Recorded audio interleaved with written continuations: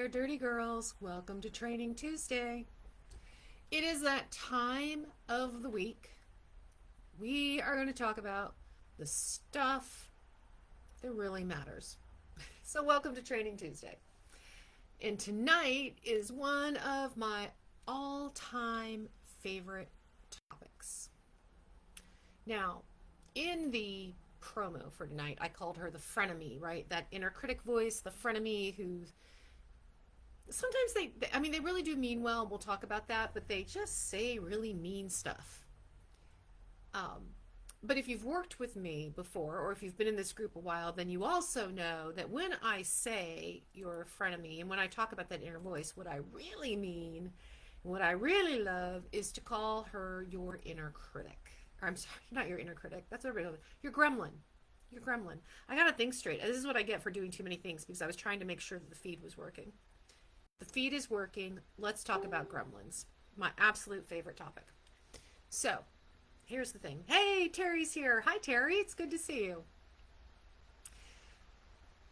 When I talk about imposter syndrome, and we talk about the profiles of imposter syndrome, right, we're talking about kind of a broader phenomena that affects pretty much all high-performing women to some extent or another, and brings these traits of perfectionism, of trying to do everything, be everything to everyone, right? All these traits, and we recognize that.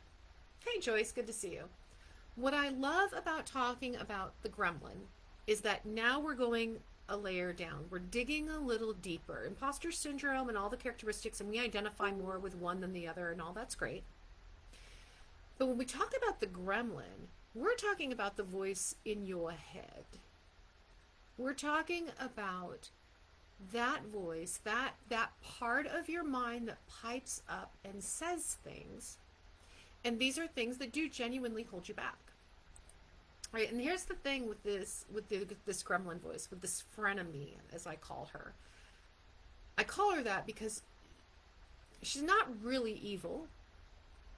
She's not really evil. She's not being mean for the sake of being mean. She's protecting you. She's protecting you from hurt, from worry, from stress, from pain, from anything that's going to make you and your life uncomfortable in any way. She does not distinguish good stress and bad stress. It is, for her, no stress. There is no stress. Nothing that hurts you. Because at some point in your past, you felt pain. And she felt that. You felt hurt, you felt sad, betrayed, angry, and she felt that. And she felt how it hurt you. She felt how it may have even damaged you. She felt how it made you small. And she was like, no, this is never happening again. We are never feeling that way again. And this is why she sends you all these messages that tell you that job you want, you can't have that. You're not good enough for that. You're not qualified. That relationship you're going after, that guy you want to ask out, no more heartbreak for you, my friend. No, don't do it. Not attractive enough, not interesting enough. He'll never go for it. That raise you want to ask for, what makes you think you're worth that? No. The pickleball lesson you want to take, the 5K you want to run, that project that you really want to lead. She says all these things because she is desperate to protect you. She is desperate to get you to stop trying to take a risk. Stop trying to do something different, bigger, better. Stop, because you might get hurt, and we know what that feels like, and we do not ever want to go through that again. That's what that voice is all about. Her feedback, you're not good enough, you're not capable. Who do you think you are? What are they going to think of you? No one's going to approve of this. You're out of your lane, you're too big for your britches, you're wrong, you don't know. All of that is to stop you. Stop you from things that might hurt you, to stop you from things you might love, to stop you from things you might decide you want to do again, to stop you from things that bring you joy, more color, more spark into your life, because she's afraid. If it doesn't bring more joy, if it doesn't bring more color, if it doesn't bring more spark, then it might bring pain. It might bring disappointment. It might bring hurt or anger, and we don't want to feel those things again. So this is why part of tonight is really inviting you to engage with your inner frenemy, to engage with the gremlin, show her a little grace. Because she could be, you can retrain her to be much more of a friend than a frenemy. And that's what we're going to talk about tonight. How do we do that? And why it's important to do that. So, before I dive in, hello and welcome to Training Tuesday. My name is Natalie Hahn. I am your coach tonight. We are talking about your inner frenemy and how we're going to shut down the voice that holds you back. If you are here live, as you have, Terry and Joyce, say hello. Happy you're here tonight. Happy to have your live questions, have you jump in, share, ask, whatever you're comfortable doing when we start talking about gremlin work. And if you're watching in the replay, I invite you to do the same, because I do go back and check the comments and respond, and we want this to be a conversation. All right, so here's the thing. Tonight is all about, my main message for you tonight is I want you to think about that inner critic voice in your head that's saying the things. I want you to name her. She needs a name. When you name your inner critic, you've just created the most powerful tool you can have for managing her, for managing the negative self-talk, for getting clearer, better, more adult perspective on what's really going on, and starting to retrain that inner voice to be more of a friend than a frenemy. So I want you to name her. Now here's the thing. If you've been in my group, you've heard me talk about how I work with clients with their gremlins and how we name them. So I'm just going to share this again really quickly if you haven't heard it before, which is that voice came from somewhere. Oftentimes that voice has come from a point in our past where we were impressionable. Often we were young. Someone externally delivered us a message that we internalized, a negative message about ourselves that we internalized and thought this must be true. And from that point onward, we accepted it as truth. And we've made decisions, and we have viewed ourselves, and we have viewed the world through that lens that this is true.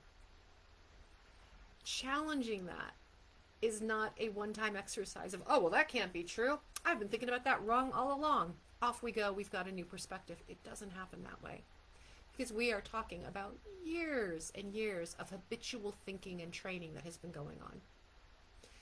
When you name your inner critic, you start to create some space between what you have always assumed to be true, right? That negative thought that has always just been a part of you, and the you that you are today, the adult you, the grown-up you, the experienced you, the more compassionate you, the you who actually has big dreams, big goals, things to do, stuff you want to accomplish, the you who's actually not that afraid of taking risks, who has resilience, who's willing to go, okay, lesson learned, that you often gets overpowered by the voice of that inner gremlin, because fear is such a strong and heavy emotion. And it starts to outweigh your feelings of confidence and support and trust. So we're naming the inner critic because she cannot be the same voice as the grown-up you voice. We need a little space. We need to call her something different. And she isn't that grown-up voice. She is a representation of some point in your past, whether you were 5 years old and a parent yelled at you, whether you were 15 years old and it was a coach at school or a teacher. When my clients name their gremlins, a lot of times they're pulling from that moment. If you think about the voice that yells at you the loudest in the negative tone, the most negative message you give yourself, who said it? There's a point in your past, there's a time in your life you were surrounded by certain people and somebody helped you internalize that message. A lot of the times my clients will name their gremlin after that person. It was my grandmother, her name is Gina. It was my stepmother, her name is Beverly, right? It was my dad. It was my grandfather. It was a cousin. It was a coach, right? So oftentimes they will name it, and you're welcome to do that. If having that, because that voice might be so clear, they have a certain way of words, they have a certain tone that they yell with, all of that, it might be helpful to use that name. You don't have to. You don't have to. It does, and it doesn't have to be a person. Sometimes, especially if you feel like I've gotten this message repeatedly. I have a client whose history includes a whole entire family dynamic that fed a message. So it wasn't just one relative, it was multiple relatives. It was the aunties. And she refers to the voice in her head as the aunties. Because it was a group of them. It was a group of them. It wasn't just one person. It didn't matter which aunt it was. There was a group of aunts and half aunts and twice and third removed, but they all had this negative voice. It was a family culture dynamic piece. So it was that. If you've heard me talk about Shirley, who was my fellow coach and co-founder of Dirty Girls, her gremlin was Twinkies. And it was Twinkies because she used to say, when you look at a Twinkie, it's so golden and pretty, and it smells so nice. It looks good on the outside. But the minute you take a bite, it's really not that tasty. There's nothing natural in it. There's nothing healthy in it. It's just garbage. And her inner critic voice used to tell her, you're worthless. You're trash. Who do you think you are? You're nothing. So when she would feel that voice come up, she would pick up the phone and call me and say, I have a box of Twinkies in my lap. Do you have time to talk? And we would talk about the Twinkies. You've heard me talk about my gremlin voice. I named her Sheila. I did not name her Sheila because there was a Sheila in my past who was mean to me and said mean things to me. I did name her Sheila because there was a Sheila in my past who had this particularly strident voice. She was very loud and abrasive, and for whatever reason, when I thought about the messages that were delivered to me that fit this particular gremlin, Sheila's voice just seemed to fit. And so it wasn't that this Sheila was mean to me, it was just that she had this tone and voice and energy that sort of fit the gremlin theme that was going on. So I call her Sheila. You name it whatever you want. You name it whatever works for you. It can be a thing. It can be a person. It can be a group of people. Doesn't matter. But you give it a name. We externalize it so that when you hear the voice, you can stop and go, oh, I just called myself stupid. I didn't call myself stupid. Sheila called me stupid. Sheila, you need to chill. We start separating and creating distance from those thoughts. When we can recognize that voice, because that voice has a theme. There are things she says to you on a fairly regular basis, right? And I don't know what your inner gremlin says to you, and if you're willing to share, I would love to hear some of the phrases or words. Mine was always, you're stupid, you're not smart enough, you're not nearly as smart as you think you are. Everyone knows you're not very smart. And the other one was, you're not pretty. You're not pretty enough. You don't focus on trying to be pretty. Don't bother with makeup. Don't bother with clothes and fashion. You're wasting your time. Those were the two key messages. They are not the same as your two key messages or three key messages, or hopefully maybe you have just one. We all have different messages, and this is what I love about gremlin work. Now we're getting specific. Now we're getting into what's going on in here that is feeding our imposter syndrome, because that's what your gremlin does. It just feeds. Whatever imposter profile you lean towards, this gremlin voice is feeding it. So by calling that voice Sheila, I can stop and go, Sheila, calm down. I'm plenty smart right now, and I don't have to prove that to anybody. Sheila, calm down. I'm wearing whatever shade of lipstick I want because I like lipstick. It doesn't really matter what anybody else thinks. We're creating space between me, grown-up me, who I am today, and the gremlin voice that came from my childhood, that came from past experiences, that was internalized so that for simply the longest time, I just thought it was all true. It helps us emotionally separate also. So now I'm not beating myself up and feeling down on myself. I'm saying, whoa, whoa, whoa, Sheila, that wasn't nice. Don't talk to me like that. Don't do that to me. I can create some emotional distance from the message. What this also does when we name our gremlin is it helps us create a little bit more self-awareness, because now when that voice comes up, it's like, ooh, ooh, it has a name. I gave her a name. This is who's talking right now. Is this grown-up Natalie talking, or is this Sheila talking? Which one is delivering this message? The more I can notice which voice is speaking up, the more aware I am, the more then I can manage this voice, because I now know, oh, that's not me, that's Sheila, that's fear talking. She's talking me out of running that 5K. She's talking me out of it because she thinks I might get injured, I might get hurt, because why put in all that effort? So now I've got to say, you know what, it's good, I got a plan, I'm training, I'm going to be fine, you're going to be okay. You can have fun with this. Like the box of Twinkies, it was funny. It allowed Shirley and I, when she called to say she had a box of Twinkies, to laugh. Because we knew what it meant. We knew what the box of Twinkies stood for. Because it didn't make whatever was weighing on her, to be able to refer to it as a box of Twinkies, it didn't make it feel so heavy or so scary. So have a little fun with it. It will help you in building the relationship with this voice that's in your head. And when you have a name for it, when you can separate a little bit emotionally from it, now you can start reframing. Now you can start working on, all right, now that I recognize that voice, now I can see it separate from me today. I can see the voice, I can hear the voice, I identify the phrases that she uses, the tone that she uses, starting to identify when she pops up. Now I can work on turning her from the frenemy into an actual friend, into a voice I can use. Because here's the thing. She is trying to protect you. And she is not always wrong. When she gives us that feedback of, are you sure you want to do this? Are you sure this is the right path? She's not always wrong to raise the question. It's the part of you that protects yourself. So your job in the moment is to challenge it. Where is this voice coming from? Is it really true?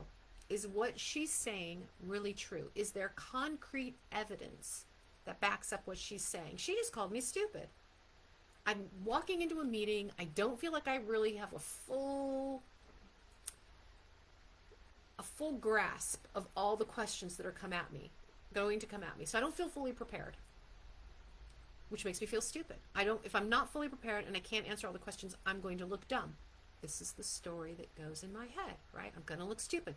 Now I'm trying to over-prepare because I want to answer all the questions. Now I'm trying to determine everything that everybody's going to ask me, and then I got to go find all the answers. I am spending so much time and energy, right? All driven by the voice in my head that says, you're not smart enough to do this. They're going to catch you off guard. You're going to look dumb. Is this really true? Is there concrete evidence that backs up the assertion that I am stupid and I can't do this? No. Would I say it to a friend? If a friend came to me and said, I got this big meeting coming up and I've only thought of 15 questions they might ask me, but God, they could ask me anything. I got to come up with 45 more questions. Would I go, you should come up with 45 more questions because you're dumb?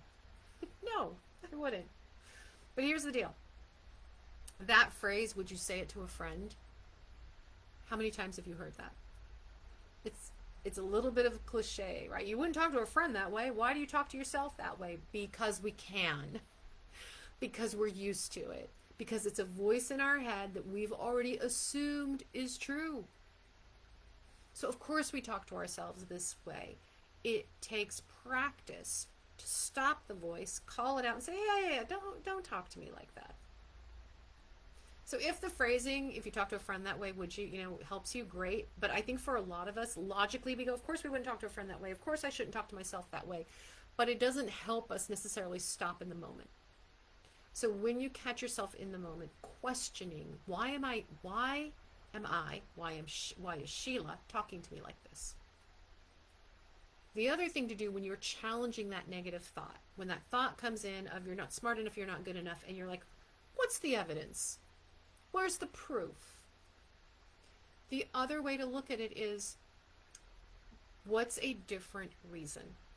So for example, you are going somewhere, you're at a party, you're at an event, and somebody you know, some man you know walks by, but you know him, but he didn't say hi to you, he didn't stop, pause, chit chat, nothing. He just walked on by like you weren't even there. Negative Nellie in your head. I call her Sheila, maybe you call her Nellie, Janice, whatever you want to call her. Judgy Janice. Judgy Janice in your head goes, oh, he totally dissed you.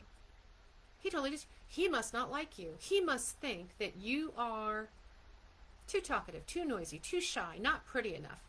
Pick your critique, right? That's where our head goes. Our head makes up this negative Nelly, judgy Janice voice makes up the worst case scenario for why this man walked by and didn't say hello to you. So how do you challenge that? Well, what's the concrete evidence that he thinks I talk too much? I don't know. Last time I met him, I did talk a lot. Maybe he got bored. But I don't know because I don't have the evidence. I am making assumptions. So challenge that. Challenge that. If I don't have the evidence, what is another reason? You can come up with 3, 5, 10 other reasons why he walked by. Maybe he does think you talk too much. So what? But what would be another reason? Well, maybe he walked on by because he didn't recognize me. He was... Sorry, I literally just started to choke. He didn't recognize me. He didn't even look at me. He didn't realize I was there. Have you never done that? Have you never just walked by somebody you knew, but you literally just didn't see them? I have, multiple times. Maybe he recognized you but forgot your name and then was too embarrassed because he couldn't just say, hey, you, and he didn't want to have to like ask you your name again. He felt embarrassed, so maybe he just kept his head down and kept going. Maybe he was too looking in his phone. Maybe you were looking in your phone and he thought, I'm not going to interrupt her. Maybe you were talking to someone else and he thought, not going to intrude. What was that? That was like 5 reasons right there why he may not have said hi to you that have nothing to do with whether or not you talk too much. So challenging the voice means asking, what could be another explanation? What's another reason for this? Now, once you've gotten to the challenging place where you can say, you know, there's really no evidence. There's really no evidence that I'm not that smart. There's really not a lot of concrete evidence that even if I can't answer all 50 questions, that means I'm stupid or unprepared or incompetent. It means they asked a lot of questions, which tells me a lot of them were probably not necessary. Okay? Once you're at that point, though, where you've practiced challenging, right? You've named your gremlin, you've created some distance, you're recognizing the voice, and now when the voice comes up, you're challenging the thoughts. Now you can start the reframe process. Reframing starts with the challenging, but the true reframe is to shift the thought from I'm stupid to something else. I'm incompetent to something else. Now, it is sometimes not so easy to simply say, it's not true, I'm not stupid.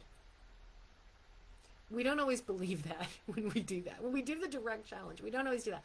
Sometimes the easier way, the gentler way for you to move your mind and to move the mind of your gremlin, so in my case Sheila, around, is to acknowledge. So Sheila says, you're giving this presentation, you're going to completely screw this up, you know.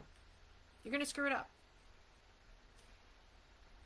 I can work with that. So one, Sheila, where's the evidence I'm going to screw this up? I've given decent presentations before.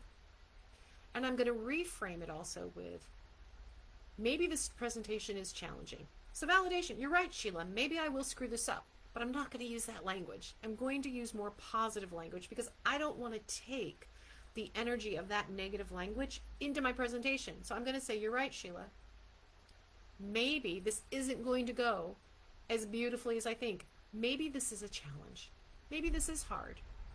But I can do hard things. But I've overcome a challenge before. But however this ends up, I'm going to learn a ton from this experience.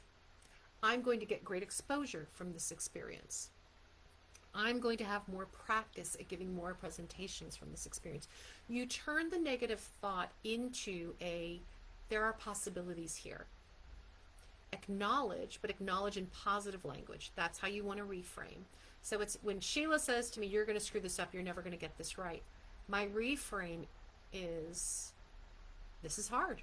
You're right, Sheila. This is hard. However, I've been successful in the past, so I think I can do this. Even if it doesn't go my way, I know I can learn from this and get better. And you know what, Sheila? I can do hard things. I'm resilient. I'm strong. I can do hard things. I've done hard things in the past. When you can start having that conversation with your inner voice, talking you out of those moments where the panic sets in, because here's the deal. Your gremlin, your judgy Janice, when you're in that moment of doubt and you're about to step forward and take that risk, what do you have? You have like your heart palpitations. It's hard breathing. You have shallow breathing going on. You might have an upset stomach. Some of us have the brain-gut connection, right? Stress, the brain-gut connection. Some of us get nauseous. You get the sweaty palms, right? You get physical signals that you're under stress. So when you're recognizing that and you're calming her down, you're calming, Sheila, you need to relax. I got this. I can do hard things. I've got you. My job as grown-up Natalie is to reassure little Sheila that even if it all goes to hell in a handbasket, what a great old-fashioned phrase, right? Even if it all goes that way, if it all goes sideways, I am adult enough, mature enough, resilient enough, strong enough, capable enough to take care of it, to handle it. And I will take care of her too. All of this allows us to focus not on being perfect, because Sheila's big fear is if it's not perfect, you will fail. And instead of being focused on perfect, I'm now just focused on progress. I'm focused on the learning. I'm going to get something out of this, no matter which way it goes. Sideways, upside down, straight forward, doesn't matter. I'm going to learn from this. I am going to benefit from this. And it might be painful. And it might be a little bit rough. And that's okay. I got you. I've got it. This is a good opportunity also to think about turning that voice, taking that voice and being more curious about it. It's easier to be curious about it when we know what the voice is saying, when there's a clear message, and we've already started challenging it. With that little bit of separation, it becomes a little easier to go, you keep telling me, Sheila, that I'm really kind of bad at this. I'm not sure it's true. I'm not sure it's true, because I feel like I got a pretty decent track record, that I'm pretty good at this. But the fact that you keep bringing this up makes me curious. Where does this come from? Where does this story come from? The more that you can dig deeper into how old was I when this story really made sense to me? Like, I really started believing this. Was I 12? Was I 17? Was I 9? How old was I when this story became part of my identity? What was happening in my life when this story became part of my identity? When you can get curious about the why underneath the voice, and I do recommend you get curious about the why when you have a little bit of distance from it, when you've identified what it is, when you've identified and been able to sort of challenge that, is it really true? I'm not sure this is really true. Get curious about where it comes from, because when you can sometimes get to the root of, oh, and that's the trigger, that's what started all of this. When you can get to that, it becomes easier to identify it and to put it to bed. I'm not that 9-year-old girl lost in the city anymore. I'm not her anymore. I can find my way. I not only have found my way across multiple states and lived in different places, I have GPS on my phone. I can find my way. It allows you to get to the root of where the story was created and break it down. And when you can break down that story, it's so much easier to let it go and it becomes not true anymore. All of this is a big, giant practice of self-compassion. Because if you continue to let the story dictate the choices you make, you continue to let that fear stop you from asking for the promotion, for going after the new job, for asking the man or the woman out on a date, for pursuing the art class, the 5K run, any of the things you want to do. When you allow the voice to be the driver of your life stays this small. It stays small. And I don't mean small in that you'll never be able to change the world. You won't. But I mean small in that you won't be doing the things you want to do. You won't be achieving the things you want to achieve because it's fear based on a past history that doesn't exist anymore. It's keeping you in a box. If you take the active practice of going, oh, I said that mean thing again. All right, Sheila, you need to quiet down. I've got this. There's two things that we do with Sheila, with your inner gremlin. One is you refute the argument. She doesn't have proof. She has history. Just because it happened in the past does not guarantee it's going to happen again. A lot of the times it will never happen again because you're a different person now. You've learned, you've grown, you've changed. The circumstances around you have changed. They're different. The energy around you is different. So the first thing you do is you challenge to break down the thought. And the second thing you do is you reassure her because she is in some form an earlier version of you that heard the story and believed it. She believed it. She didn't know better. She didn't have broader experience and context to pull on and go, I don't think so. But it is baggage from your past. And as the grown-up, adult, ambitious, exciting, smart version of you, you have the power to put the bag down. It takes practice. It takes focus.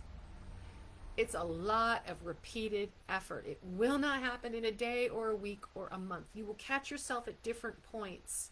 The voice becomes louder in some moments and then it's quieter. But here's the deal, the voice never goes away. Sheila is always going to be a companion in my head, but as long as I can talk to her, as long as I can recognize, oh, that's Sheila talking. That's Sheila saying, don't go there, don't do that, don't try that thing. All right, Sheila, first let me show you that your fears are not based in today's fact. And second, let me remind you, I got you. I got you. No matter how sideways that goes, I have the resilience and the strength to live through it. Another guy breaks my heart, I will survive. I don't get that next promotion or that next raise. I'm going to hate that more than the guy breaking my heart. But you know what? I will figure out what to do next. I don't run that 5K because I got injured or my time is double what I thought it was going to be. I will survive and I will learn from that. My job is to reassure Sheila, the voice in my head, and your job is to reassure the voice in your head that not only is her perspective a little skewed because it's based in the past, but that you as the adult, you are going to protect her. She does not need to protect you anymore. You drive the bus, not your gremlin. Now, as I said in the beginning, though, let's remember, though, she's not always wrong. When the gremlin voice comes up, that's why I want you to pay attention to it. Because when you can break down and refute the argument, you become very clear, not only on what's the gremlin voice and what's your voice, you become very clear on what's the real risk here. Is there a real risk here? And 98% of the time, the risk is not real or the risk is minimal. You can survive it, you will learn from it, you will grow, it will be fine.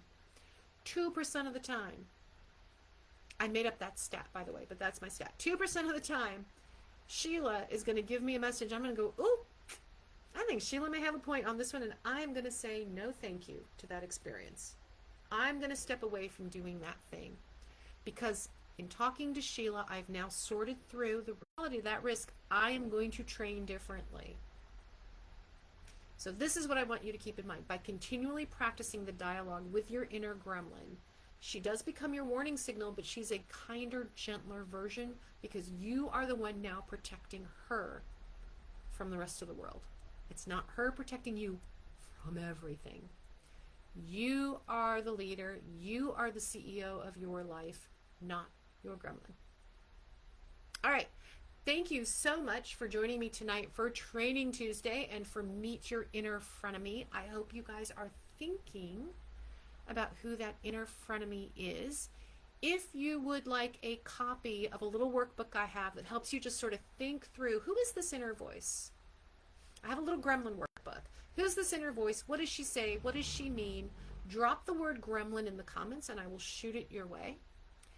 Would love to share that with you. That's for free. And if you're still thinking about your gremlin work and the mindset and what she's saying, what she's doing, what she's holding you back from, and you would like to have a coaching conversation about it, I have not offered this in a while, but I'm going to offer again a free Dirty Girl mini dig, which is a free coaching call. Not a sales pitch, not selling you anything. It is just a coaching conversation to help you get one step further towards your goals. We can focus on your gremlin, we can focus on the imposter syndrome, wherever you want to be. But the idea is that in this conversation, it's focused, it's about you, and we're going to look at what is one thing, one action we can take today to get you moving closer to your goals. If you would like a Dirty Girl mini dig, drop the word dig in the comments and I will reach out to you and we'll get that scheduled. And as I said, if you'd like the workbook on gremlin work, drop the word gremlin and I will shoot that over to you as well. Thank you for joining Tuesday. As always, my favorite night of the week. Gremlins are my very favorite topic. So I appreciate you guys joining and I look forward to seeing you again next Tuesday. Have a fabulous week.